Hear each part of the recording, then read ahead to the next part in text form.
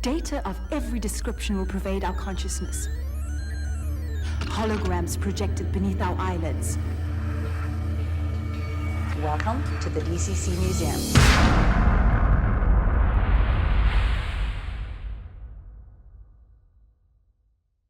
Hi and welcome back to the museum. Today is a new video about second generation gears. The gear that we released about 3-4 years ago was done in collaboration with a vendor in Poland, and he agreed to work with us to try and come up with a mold so that every gear would be custom molded, especially for the museum. It is a red gear and it is very close to the original, meaning that it's very flexible. It is in 2 parts, and the reason why it has to be so bendable is that it eliminates sound. So that was a custom thing for cassette decks from the 90s. You also see that in later models Victors for DCC, that these softer gear would eliminate sound. We did various testings. In that period of time, we used 2 DCC 600s to run continuously, and these gears seems to be fine. Now, 3 years further along the road, we found out that there could be some consistency problems. After about 2 years, gears start coming back, somewhere between 2 and 3 years, and we measured and we found that some of the original gears could shrink up to 1 millimeter, meaning that the gears would not hook into the gear provided by the engine, and it would just start making a rattling sound. That was of course a problem, and on top of that there seems to be a consistency in producing in Poland a decent quality molding, meaning that we now for the past year had to test every gear before sending it out in a machine, and it was just too time consuming. Parallel on that not so great discussion is that there were at least 5 other vendors presenting gears on eBay and various other sites. So we bought all of them, and we're going to give you a rundown on how they operate.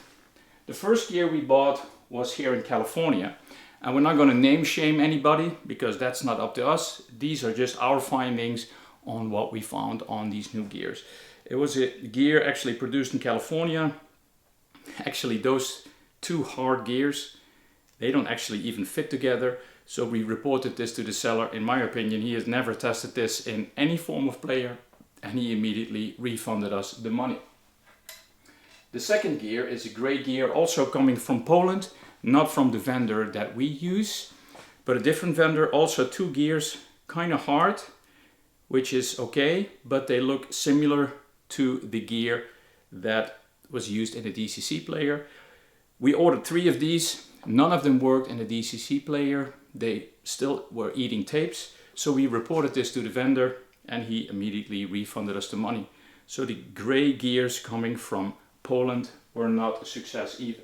Then a gear from France in white, also harder gear, 2 pieces. Ordered 2 of these. They didn't work in various DCC players. We reported that to the seller. The seller refused to send us a refund, saying that we were not specialists and he had sold over 500 working ones. So we didn't receive new gears, we didn't receive a refund. And this might very well work in an analog cassette mechanism like the 930 or 931, but this is for sure not working in any DCC player. Then we have a gear made in the Czech Republic. It is not as hard as the other ones, it's a little bit softer. Also in 1 piece.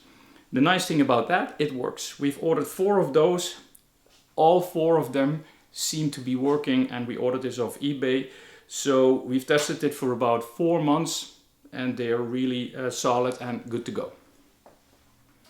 And last but not least, I think the most interesting innovation is a gear from China. It seems not to be molded, but it seems to be resin printed, which the advantage would be that if you can pull this off, you would have a better consistency in producing. It is relatively cheap. It's 1 piece, it's harder, so it makes a little bit more sound, but we're also, like I said, okay doing that on any Victor or Technics RSDC8. But this gear, we've tested at least 10 of those. Very affordable, like I said, and they're very stable. And this is actually the new gear that we're going to provide at the DCC Museum. So we will provide this at a much better price.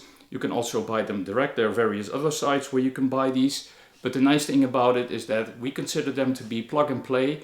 And because it's a little bit harder, those tiny gears might have a better chance in surviving. So that is our update on the 6 gears that are currently now available. So why are we changing from the red to the white gear? The red gear has served us really well. It is the closest to the original, I would say. It is really soft. But because we provide service, and if after 3 years your second generation DCC player still has a problem, then for a lot of people it's not that easy to change the gear again. The seller in Poland has been really flexible with complaints, so he always replaced them. But the shipping back and forth and the idea that people are not always able to repair it themselves leaves us with the desire to look for a better, more consistent option.